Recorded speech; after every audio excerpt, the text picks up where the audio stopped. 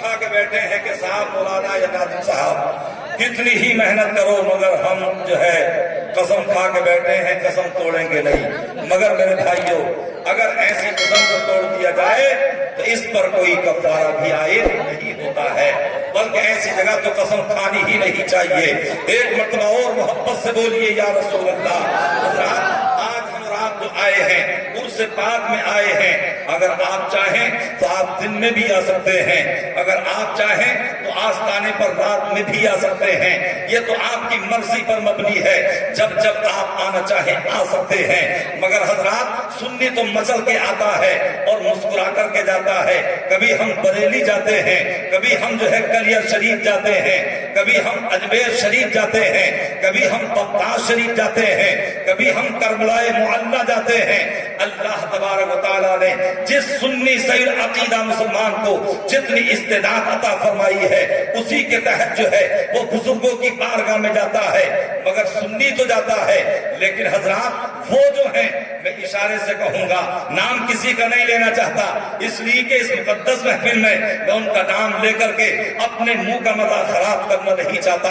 اور عربی کا ایک مقولہ ہے للعاقل اشارۃ کافہ، کہ عقل مند کے لیے اشارہ ہی کافی ہوتا ہے۔ تو سنی تو بڑے مزے سے آتا ہے، مگر وہ فتویٰ لگاتے ہیں، وہ شرک کہتے ہیں، وہ بدعت کہتے ہیں، اور کہتے ہیں کہ صاحب مزار پہ نہیں جانا چاہیے، اعلیٰ حضرت کی بارگاہ میں نہیں جانا چاہیے، صابر پاک کی بارگاہ میں نہیں جانا چاہیے، تاج الشریعہ کی بارگاہ میں نہیں جانا چاہیے، بیدو شاہ کی بارگاہ میں نہیں جانا چاہیے، غریب نواز کی بارگاہ میں نہیں جانا چاہیے۔ پوچھو ان بدعقیدوں سے ارے کیوں نہیں جانا چاہیے؟ اور جب ہم چلے جاتے ہیں اور جب ہم استمداد چاہتے ہیں، جب ہم ان سے مدد طلب کرتے ہیں، تب بھی ہمارے اوپر فتویٰ لگایا جاتا ہے۔ مگر میرے بھائیوں آپ ذرا توجہ سے سنیے اور اپنے دل کے لحاظ خانے میں اسے بسا کر کے لے جائیے، اس لیے کہ عمل سے زندگی بنتی ہے، جنت بھی جہنم بھی۔ یہ خاکی اپنی فطرت میں نہ نوری ہے نہ ناری ہے۔ حضرات جب ہم کسی کو مانتے ہیں تو دل سے مانتے ہیں، جب ہم مانتے ہیں تو اپنے دل سے مانتے ہیں، اسے بھی مانتے ہیں، اس کے کردار کو بھی مانتے ہیں، اس کے افعال کو بھی مانتے ہیں، اور اس کے حکم پر بھی عمل کرتے ہیں۔ ہم اس کے گھر والوں سے بھی محبت کرتے ہیں۔ مگر وہ لوگ ہیں جو اپنے اکابر کو تو مانتے ہیں، حضرت شاہ ولی اللہ محدث دہلوی کو تو مانتے ہیں، مگر ان کے عقیدے کو نہیں مانتے، ان کی تصنیفات کو نہیں مانتے، ان کے قلم کو نہیں مانتے، ان کے لکھے ہوئے کو نہیں مانتے۔ ارے انہیں تو ہم بھی مانتے ہیں اور وہ بد عقیدہ بھی مانتے ہیں، مگر حضرات گرامی جو حضرت شاہ ولی اللہ محدث دہلوی نے ہمیں عقیدہ دیا ہے، بہت توجہ سے آپ میری گفتگو کو سماعت کیجئے گا۔ میں کچھ نہ کچھ مطالعہ آپ کی گوش گزار ضرور کروں گا۔ ایک مرتبہ اور محبت سے بولے سبحان اللہ۔ تو حضرات ہم تو مانتے ہیں حضرت شاہ ولی اللہ محدث دہلوی کو مانتے ہیں، مگر وہ انہیں مانتے تو ہیں مگر ان کی بات کو نہیں مانتے، ان کی تصنیفات کو نہیں مانتے، ان کے قلم کو نہیں مانتے۔ حضرت شاہ ولی اللہ محدث دہلوی اپنے والد حضرت شاہ عبد الرحیم کی ایک طالب علمی کے دور کا ایک واقعہ نقل فرماتے ہیں۔ آپ فرماتے ہیں دلی دیکھی ہے آپ نے، یقیناً دیکھی ہوگی، اکثر لوگ تو دلی میں رہتے بھی ہیں۔ حضرات آپ ایک واقعہ نقل کرتے ہیں کہ میرے والد حضرت شاہ عبد الرحیم یعنی اکبر آباد میں مرزا محمد صاحب کی درسگاہ میں پڑھتے تھے۔ غربت کا عالم یہ تھا کہ کتابیں بھی نہیں خرید پائے اور ذہن پر بڑا اعتماد و بھروسہ تھا، بڑا بھروسہ تھا اور قوت حافظہ پر۔ اب ایک مرتبہ پڑھنے کے لیے گئے، درسگاہ میں حضرت شیخ سعدی کی کتاب کا آپ نے سبق پڑھا، جو آپ ایک مرتبہ سن لیتے وہ یاد ہو جاتا تھا، مگر ایک مرتبہ ایسا ہوا آپ سبق پڑھ کے درسگاہ سے اپنے گھر کی طرف لوٹ رہے تھے، اب اوپر سے سبق پڑھ کے لائے اور حضرت شیخ سعدی کی کتاب کا سبق پڑھ رہے تھے، نیچے کے مصرے پہ آ کر کے یعنی جو مصرع ثانی تھا، جو آخری شعر کا مصرع ثانی تھا، اسے آپ پڑھتے پڑھتے بھول جاتے ہیں۔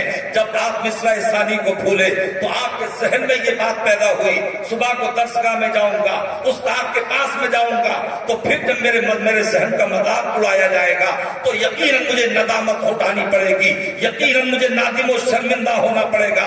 حضرت شاہ عبد الرحیم رحمت اللہ تعالی علیہ یعنی پڑھنے کے بعد راستے میں ہیں، سبق پڑھتے پڑھتے آ رہے ہیں، آخری شعر کا مصرع ثانی آپ پھول چکے ہیں اور آپ مصرع اولا پڑھ رہے ہیں۔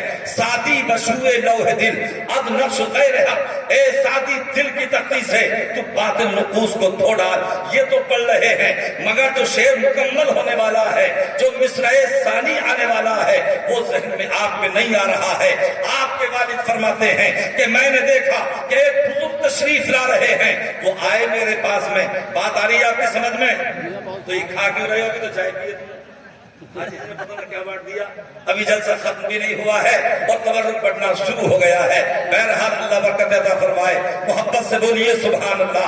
حضرات حضرت شاہ عبد الرحیم رحمت اللہ تعالی علیہ فرماتے ہیں کہ جب میں نے دیکھا کہ بزرگ میرے پاس میں آئے اور آنے کے بعد میں کہا بیٹا تم کتاب کا سبق پڑھ رہے تھے، بتاؤ میں تمہاری مدد کر سکتا ہوں، ہو سکتا ہے میں تمہارا کچھ کام کر جاؤں، تمہارے کام میں آ جاؤں۔ تو حضرت شاہ عبد الرحیم نے کہا حضور یہ تو تعلیم و تعلم کا معاملہ ہے، یہ تو افہام و تفہیم کا مسئلہ ہے، یہ تو پڑھنے اور پڑھانے کی بات ہے، بزرگوں کو درویشوں کو فقیروں کو اس سے کیا واسطہ؟ تو ان بزرگ نے کہا اے بیٹا ذرا پڑھو تو صحیح، میں تمہاری مدد کرنے کے لیے آیا ہوں۔ اب حضرت شاہ عبد الرحیم پھر پڑھتے ہیں سادی بشوئے لوح دل اد نقش غیر حق، اے سادی دل کی تختی سے تو باطل نقوص کو دھو ڈال۔ تو ان بزرگ نے کہا اے بیٹا آگے پڑھو، آگے کیوں نہیں پڑھتے ہو؟ کہا حضور جو مصرع آگے آنے والا ہے وہی تو میں بھول چکا ہوں، اور شعر یعنی شاعر کے شعر کا مطلب مفہوم اس وقت مکمل ہوتا ہے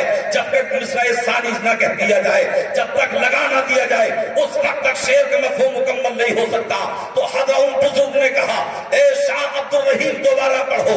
آپ نے پھر پڑھا کہ سادی بشوئے لوح دل اب نقش غیر حق، اے سادی دل کی تختی سے تو باطل نقوص کو دھو ڈال۔ تو ان بزرگ نے کہا، ان بزرگ نے جواب دیا اور ان کی مدد کرتے ہوئے کہا علم کی راہ بہا نان نمایت جہالت است، وہ علم جہالت ہے جو حق کا راستہ نہ بتائے، وہ علم جہالت ہے جو مسجد کے دروازے پر نہ لے جائے، وہ علم جہالت ہے جو مصطفیٰ کا غلام نہ بنائے، وہ علم جہالت ہے جو ماں باپ کا ادب کرنے کا سلیقہ نہ سکھائے، وہ علم جہالت ہے جو خواجہ کے در پر نہ لے جائے۔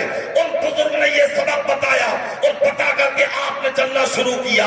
تو حضرات گرامی آپ فرماتے ہیں کہ میں نے اپنی جیب سے دو پان کے بیڑے نکالے اور میں نے کہا حضور سے آپ قبول فرمائیے۔ آپ نے فرمایا بیٹا کیا تم مجھے رشوت دے رہے ہو؟ کہا حضور میں رشوت کیسے دے سکتا ہوں، میں اجرت معاذ اللہ کیا دے سکتا ہوں، میں تو یہ تحفہ دے رہا ہوں۔ اور بزرگوں کی یہ ریت رہی ہے جب ان کے پاس کوئی مہمان آیا ہے تو وہ اس کی مدد کرتے ہوئے نظر آئے ہیں، انہوں نے وہ پان دیے اور پان کے بیڑے واپس کر دیے اور کہا بیٹا تم ہی استعمال کر لینا۔ اب جب وہاں سے وہ چلنا شروع کرتے ہیں پہلا قدم انہوں نے یعنی منتہائی نظر پر رکھا۔ اور حضرت شاہ عبد الرحیم نے جب یہ دیکھا تو آپ سوچنے لگے یہ کوئی عام آدمی نہیں ہے، یہ تو کسی بزرگ کی روح ہے جو مجھے سبق بتانے کے لیے آئی تھی۔ انہوں نے کہا اے جانے والے ذرا اپنا نام تو بتا، اے جانے والے ذرا اپنا پتہ تو بتا، میں تیرے نام کی فاتحہ دلایا کروں گا، میں تیرا تذکرہ کیا کروں گا۔ تو ان جانے والے بزرگ نے کہا تھا اے شاہ عبد الرحیم ارے جس شیخ سعدی کی کتاب کا تم سبق پڑھتے پڑھتے بھول گئے تھے میں وہی شیخ سعدی ہوں جو اپنی کتاب کا ملک ایران سے ہندوستان کی سرزمین پر سبق بتانے کے لیے آیا ہوں۔ تو اب یہاں سے یہ پتا چلا اور یہ ظاہر و باہر ہو گیا کہ جب مصطفیٰ کے غلام کی شان کا عالم یہ ہے کہ ہندوستان کی سرزمین پر ایران سے سبق بتانے کے لیے آ رہے ہیں، جب غلام کا عالم یہ ہے تو نبیوں کے امام کا عالم کیا ہوگا؟ نعرہ رسالت، نعرہ وصیت، وصل کے اعلیٰ حضرت۔ تو حضرت شیخ سعدی 500 سال ہو چکے ہیں انتقال کیے ہوئے، 500 سال بعد ملک ایران سے ہندوستان کی سرزمین پر اپنی کتاب کا سبق بتانے کے لیے آ رہے ہیں۔ جب نبی کا ایک ادنا غلام اپنی کتاب کا سبق بتانے کے لیے ہندوستان کی سرزمین پر آ سکتا ہے تو میرا وجدان عقیدت کہتا ہے کہ میرا پیغمبر گنبد خضرا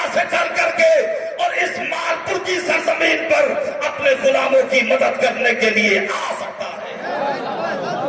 جب ان کے گدا بھر دیتے ہیں شاہان زمانہ کی جھولی، محتاج کا جب یہ عالم ہے تو مختار کا عالم کیا ہوگا؟ اب جب ہم مزار پہ جاتے ہیں تو آج ہمارا حریف بڑا اعتراض کرتا ہے، جس کی بیوی جس کے کہنے میں نہ ہو وہ بھی کہتا ہے صاحب یہ تو بدعت ہے، یہ تو شرک ہے، یہ تو دور صحابہ میں نہیں تھا۔ اور مزار پہ جا کے جو تم پھول چڑھاتے ہو، مزار پہ جا کے جو تم ایصال ثواب کرتے ہو، مزار پر جا کر آپ جو قرآن پاک کی تلاوت کرتے ہو، یہ شرک و بدعت ہے معاذ اللہ۔ زور سے بولیے معاذ اللہ۔ ارے پیچھے والے نہیں بولو بھائی، آپ کیوں خاموش ہیں؟ کہ پارٹی تو نہیں ہے آپ لوگوں میں، پارٹی ہونی بھی نہیں چاہیے۔ اسلام تو مسلمانوں کو ایک بناتا ہے اور ایسا ایک بنا دیتا ہے کہ ایک ہی صف میں کھڑے ہو گئے محمود و ایاز، اور نہ کوئی بندہ رہا نہ کوئی بندہ رہا۔ محبت سے بولیے یا رسول اللہ۔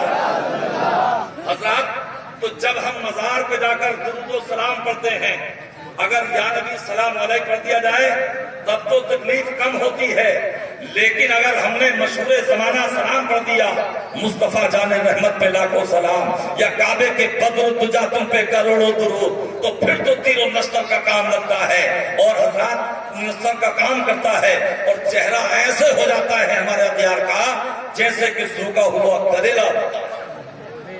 اتنے پریشان ہو جاتے ہیں۔ مگر میں آپ سے پوچھنا چاہتا ہوں، ہر آدمی کے ساتھ کم سے کم کتنے فرشتے رہتے ہیں بتائیے آپ؟ بولیے۔ ماشاءاللہ سب کے سب پڑھے لکھے بیٹھے ہیں، سب کو ہی معلوم ہے، 2-3 لوگوں نے بتایا ہے اور باقی تو سب بالکل جو ہے بڑی خاموشی کے ساتھ بیٹھے ہیں۔ اگر میں یہ پوچھ لوں کہ سلمان خان کہاں رہتا ہے، کرینہ کپور کہاں رہتی ہے، ایشوریا رائے کہاں رہتی ہے، تو جوان یا بوڑھا نہیں بلکہ 10 سال کا بچہ بتا سکتا ہے کہ وہ ممبئی میں جو چوپاٹی کے پاس میں وہاں رہتے ہیں، گورے گاؤں وغیرہ وغیرہ میں رہتے ہیں۔ یہ آج ہماری حالت ہے، دل کے پھپھولے چل اٹھے سینے کے داغ سے، اس گھر کو آگ لگ گئی گھر کے چراغ سے۔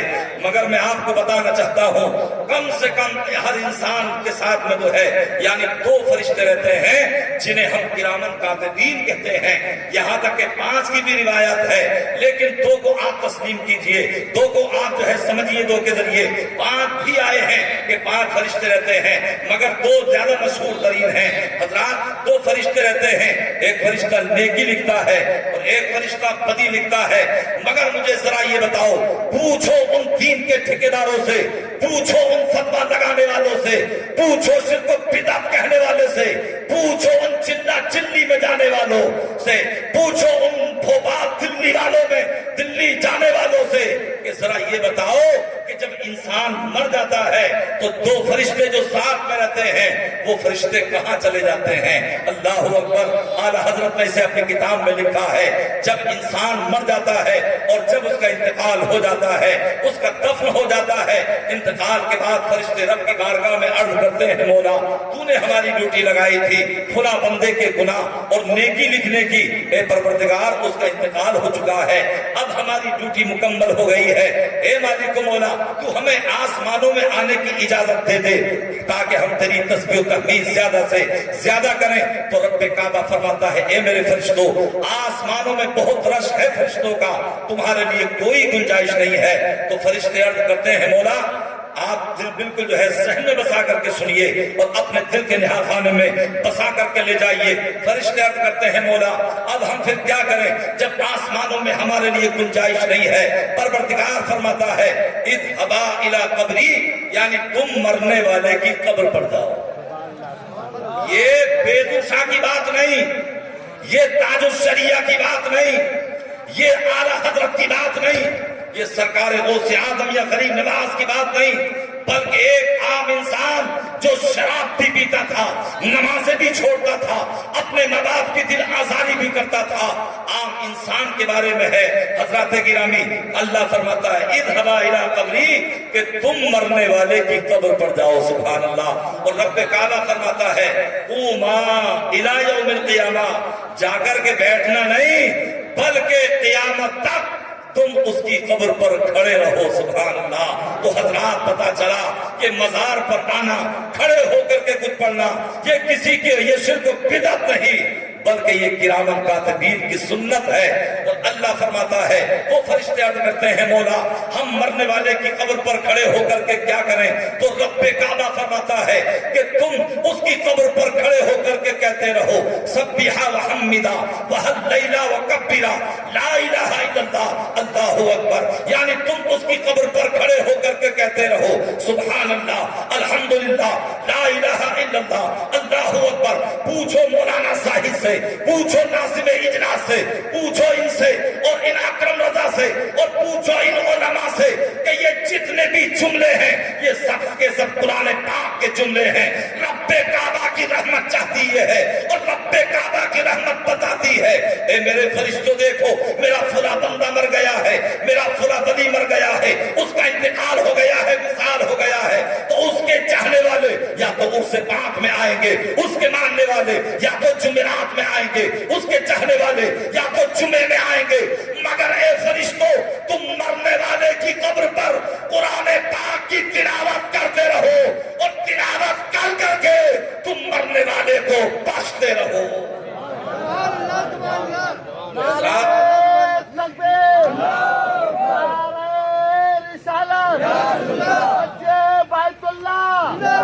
جنت بانٹ رہے ہیں صلی اللہ. دیکھو جن کو جنت کا ملتا ملا مولانا جاکر صاحب قبلہ تو زندہ ہے بلّہ، تو زندہ ہے بلّہ. حضرات اب فرشتے قرآن پاک کی تلاوت کرتے ہیں اور مرنے والے کو بخشتے ہیں. تو اب پتا چلا اور معلوم یہ ہوا کہ اگر ہم بے دوشا کی بارگاہ میں آئیں اور ہم قرآن پاک کی تلاوت کریں تو یہ ناجائز نہیں بلکہ جائز ہے. اگر ہم تاج الشریعہ کی بارگاہ میں جائیں وہاں قرآن پاک کی تلاوت کریں تو یہ ناجائز نہیں بلکہ جائز ہے. اگر ہم سرکار اعلی حضرت کی بارگاہ میں جائیں اور تلاوت قرآن کریں تو یہ ناجائز نہیں بلکہ یہ جائز و درست ہے. تو پتا چلا کہ کسی بھی قبر یا مزار پر آ کر کے قرآن پاک کی تلاوت کرنا، مرنے والے کے لیے ایصال ثواب کرنا، یہ شرک و بدعت نہیں بلکہ یہ کرامن کاتبین کی سنت ہے. سبحان اللہ اکبر یا رسول اللہ اللہ اکبر. پیچھے والے تو یہ سوچ رہے ہیں جیسے ایک جگہ نعرہ لگایا کسی نے نعرہ تکبیر تو ایک کونے سے آواز آئی ہائے تکبیر. مطلب یہ تھا کہ یار یہ مولانا تقریر کو ختم کریں گے. مگر میرے بھائیوں میری بھی عادت یہ ہے کہ جب تک لوگ پورے طور پر مسرور نہیں ہو جاتے ہیں میں بھی تقریر ختم نہیں کیا کرتا ہوں. ایک مرتبہ مسکرا کر کے بولے یا رسول اللہ. سبحان اللہ الحمدللہ. ہم تو ایسے مذہب سے تعلق رکھتے ہیں اور ایسے آقا کا ہم نے کلمہ پڑھا ہے اور ایسے داتاؤں کے دامن سے ہم وابستہ ہیں کہ جنہوں نے ہمیں بہت کچھ عطا فرمایا ہے. مسلمان اگر ایک مسلمان کو دیکھ کر کے مسکرا جائے تو سرکار فرماتے ہیں ایک مسلمان کا دوسرے مسلمان کو دیکھ کر کے مسکرانا اللہ اس کے مسکرانے کو صدقہ بنا دیتا ہے. یہ تو فری کا سودا ہے. بس ایک مسلمان کو دیکھ کر کے ہم مسکرا جائیں تو اللہ ہمارے اس عمل کو بھی رائے گا نہیں فرماتا بلکہ اس کو پروردگار ہمارے لیے صدقہ بنا دیتا ہے. مگر آج ہمارا عالم یہ ہے کہ اگر ذرا سی کوئی بات ہو جائے یہاں تک کہ باپ بیٹوں میں بھی اپنی بات ہو جائے اور اگر پڑوسی سے ہو جائے، برادری میں ہو جائے، محلے میں ہو جائے، بستی میں ہو جائے تو پھر مسکرانے کی بات کرتے ایسے کھرا کر دیکھتا ہے کانی آنکھ سے کہ یہ کر کیا رہا ہے. اور اگر وہ صف میں کھڑا ہو جائے تو اب اس کے پاس جو ہے کوئی صف میں کھڑے ہونے